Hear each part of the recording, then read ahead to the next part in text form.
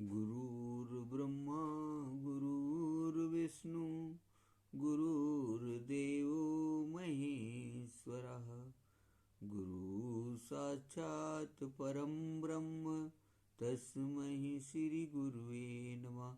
अखंडमंडलाकारं व्याप्तं येन चराचरं तत्पदं दर्शितं येन तस्मै श्री गुरुवे नमः। या कुन्देन्दुतुषारहारधवला या शुभ्रवस्त्रावृता या वीणावरदण्डमण्डितकरा या श्वेतपद्मासना या ब्रह्माच्युतशङ्करा प्रभृतिर्भिर्देवैः सदा वन्दिता सा मां पाहि सरस्वती भगवती निःशेषजाड्यापहा। वर्णनमशृङ्गानां रसानां छन्दसां मङ्गलानां च कर्तारो वन्दे वाणी विनायको। त्वदीयं वस्तु गोविन्दं तुभ्यमेव समर्पये तेन त्वङ्घ्रिं कमले रतिं मे यच्छ शाश्वतीं। वसुदेवसुतं देवं कंसचारूणमर्दनं देवकी परमानन्दं कृष्णं वन्दे जगद्गुरुं। नाम संकीर्तनं यस्य सर्वपापप्रणाशनं प्रणामो दुःखशमनस्तं नमामि हरिं परम्। ओम श्री परमात्मने नमः। ओम ह्रौं द्युं सौं भूर्भुवः स्वं त्र्यम्बकं यजामहे सुगन्धिं पुष्टिवर्धनम् उर्वारुकमिव बन्धनान् मृत्योर्मुक्षीयमामृतात्। ओम स ओम भुवः ओम भुः ओम स जूं ह्रौं गो। बोलो महामृत्युंजय भगवान की जय। मनोजं मारुतुल्यवेगं जितेन्द्रियं बुद्धिमतां वरिष्ठं वातात्मजं वानरयूथमुख्यं श्रीरामदूतं शरणं प्रपद्ये। ओम नमो भगवते आंजनेयाय महाबलाय स्वाहा। वसुदेवसुतं देवं कंसचारूणमर्दनं देवकी परमानन्दं कृष्णं वन्दे जगद्गुरुं। बोलो कृष्ण भगवान की जय। हे राधे विश्वानुभूपतने गंधर्विके राधिके हे कृष्णानन पंकज भ्रमरिके कृष्ण प्रिय माधवी। हे वृंदावन नागरी गुणदे दामोदर प्रिय हे श्री ललितादिके प्रिय सखी प्राणादिके पाहि मां शरणागतं पाहि मां शरणागतं पाहि मां शरणागतं।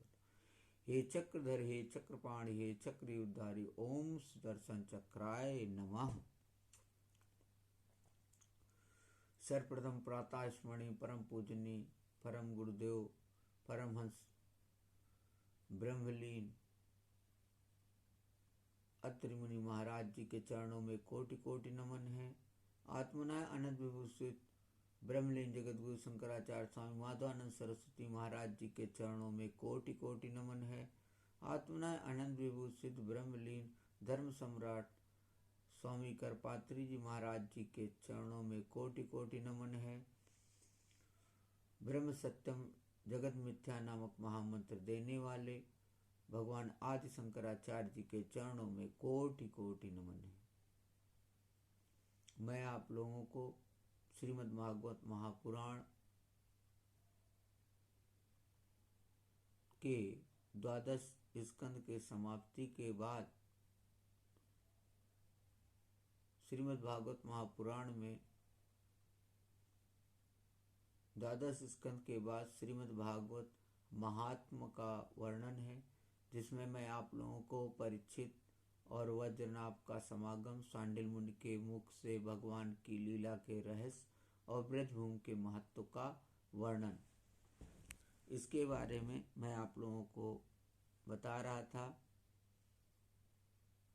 कि महर्षि व्यास कहते हैं, जिनका स्वरूप सच्चिदानंद घन, जो अपने सौंदर्य और माधुर्यादि गुणों से सबका मन अपनी ओर आकर्षित कर लेते हैं और सदा सर्वदा अनंत सुख की वर्षा करते रहते हैं, जिनकी ही शक्ति से इस विश्व की उत्पत्ति स्थिति और प्रलय होते हैं, उन भगवान श्री कृष्ण को हम भक्ति रस का आस्वादन करने के लिए नित्य निरंतर प्रणाम करते हैं।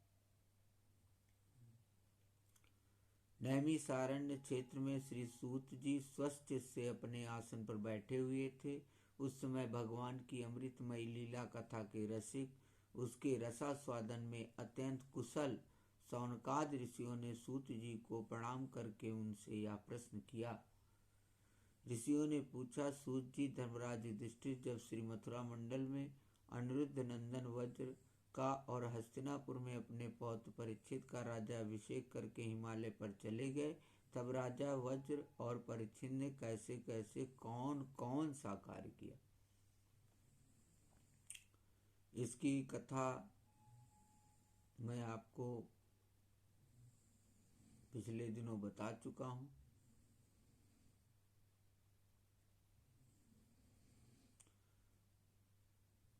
तो जब ऋषियों ने ऐसा प्रश्न पूछा तो सूत जी ने कहा कि भगवान नारायण, नरोत्तम, नर, देवी सरस्वती और महर्षि व्यास को नमस्कार करके शुद्ध चित्त होकर भगवत तत्व को प्रकाशित करने वाले इतिहास पुराण रूप जय का उच्चारण करना चाहिए। सनकादि ब्रह्मर्षियों जब धर्मराज युधिष्ठिर आदि पांडवगण स्वर्गारोहण के लिए हिमालय चले गए, तब सम्राट परीक्षित एक दिन मथुरा गए और उनकी इस यात्रा का उद्देश्य इतना ही था कि वहां चलकर वज्रनाभ से मिलजुल आए।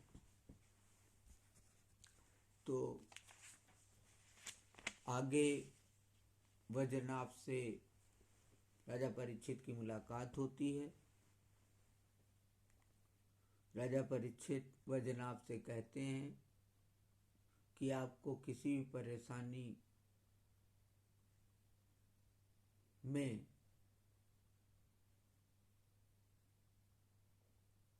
आपकी मदद करूंगा और आपको किसी भी बात की चिंता की जरूरत नहीं है, चाहे वह राज्य की रक्षा की बात हो या राज्य पर कोई भी विपत्ति आती है, उसका समाधान करने के लिए मैं स्वयं हूँ। केवल आप अपने माताओं की खूब सेवा करिए।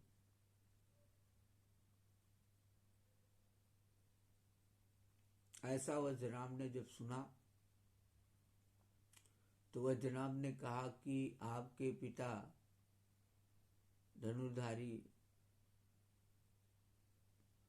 अर्जुन थे, उन्होंने हमें इतना अच्छे से धनुर्विद्या में निपुण कर दिया है कि मैं जो क्षत्रियोचित धर्म होता है उसको पालन करने में सक्षम हूँ। हमें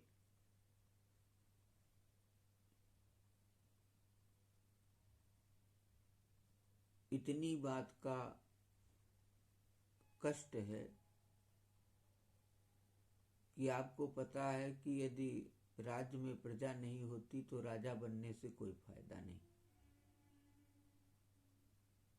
तो यहाँ जो राज्य में प्रजा विलुप्त हो गई है,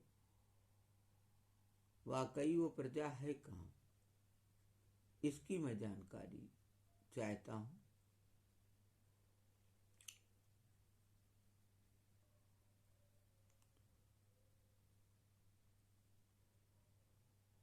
जब वज्रनाभ से परीक्षित ने यह बात कही, तब उन्होंने वज्रनाभ का संदेह मिटाने के लिए महर्षि शांडिल्य को बुलवाया और यही महर्षि शांडिल्य पहले नंद आदि गोपों के पुरोहित थे।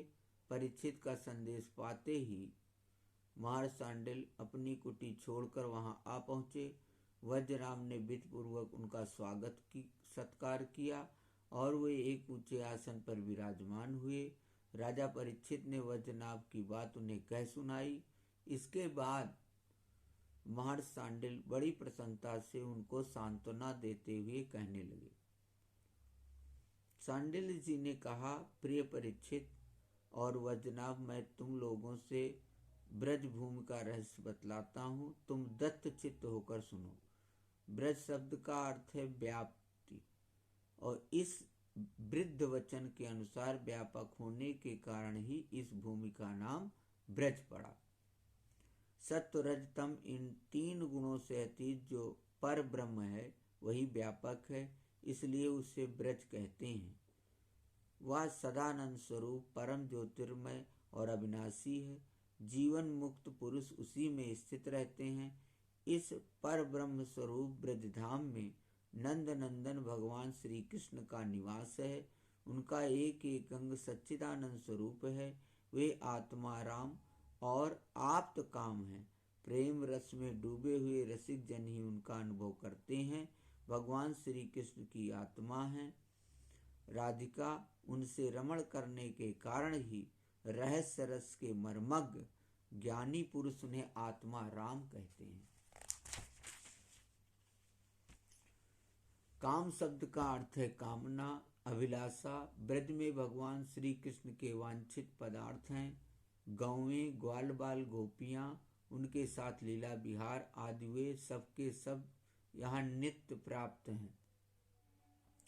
इसी से श्री कृष्ण को आप्त काम कहा गया है।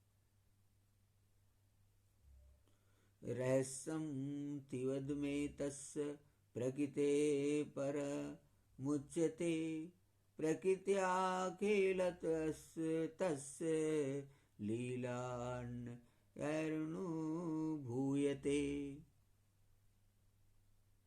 भगवान श्री कृष्ण की यह रहस्य लीला प्रकृति से परे है। वे जिस समय प्रकृति के साथ खेलने लगते हैं उस समय दूसरे लोग भी उनकी लीला का अनुभव करते हैं। प्रकृति के साथ होने वाली लीला में ही रजोगुण, सत्वगुण और तमोगुण द्वारा सृष्टि, स्थिति और प्रलय की प्रतीत होती है।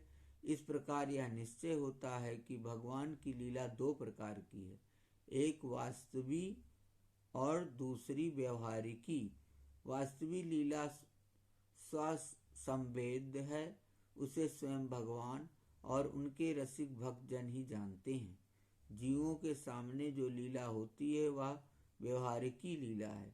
वास्तविक लीला के बिना व्यवहारिकी लीला नहीं हो सकती, परंतु व्यवहारिकी लीला का वास्तविक लीला के राज्य में कभी प्रवेश नहीं हो सकता।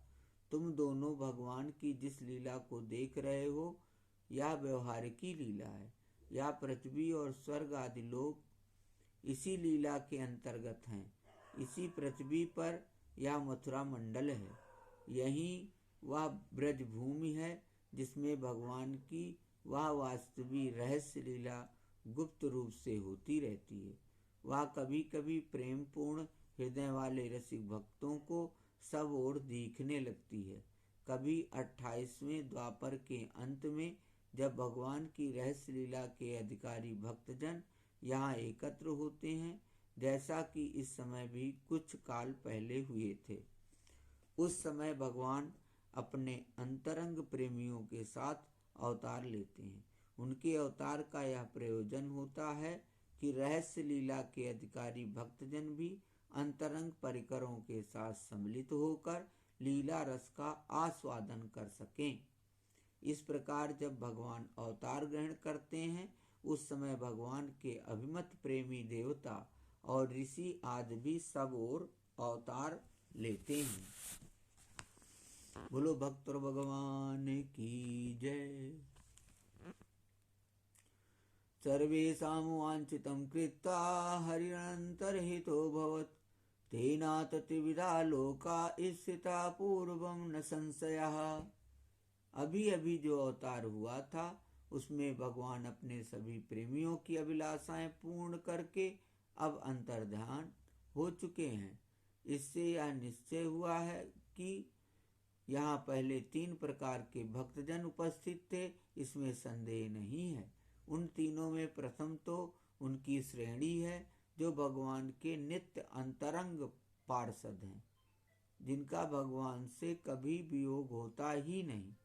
दूसरे वे हैं जो एकमात्र भगवान को पाने की इच्छा रखते हैं, उनकी अंतरंग लीला में अपना प्रवेश चाहते हैं। तीसरी श्रेणी में देवता आदि हैं। इनमें से जो देवता आदि के अंश से अवतीर्ण हुए थे उन्हें भगवान ने ब्रजभूमि से हटाकर पहले ही द्वारका पहुंचा दिया था। फिर भगवान ने ब्राह्मण के शाप से उत्पन्न मूसल को निमित्त बनाकर यदुकुल में अवतीर्ण देवताओं को स्वर्ग में भेज दिया और पुनः अपने अपने अधिकार पर स्थापित कर दिया, तथा जिन्हें एकमात्र भगवान ही पाने की इच्छा थी उन्हें प्रेमानंद स्वरूप बनाकर श्री कृष्ण ने सदा के लिए अपने नित्य अंतरंग पार्षदों में सम्मिलित कर लिया। जो नित्य पार्षद हैं वे यद्यपि यहाँ गुप्त रूप से होने वाली नित्य लीला में सदा ही रहते हैं, परंतु जो उनके दर्शन के अधिकारी नहीं हैं, ऐसे पुरुषों के लिए वे भी अदृश्य हो गए हैं।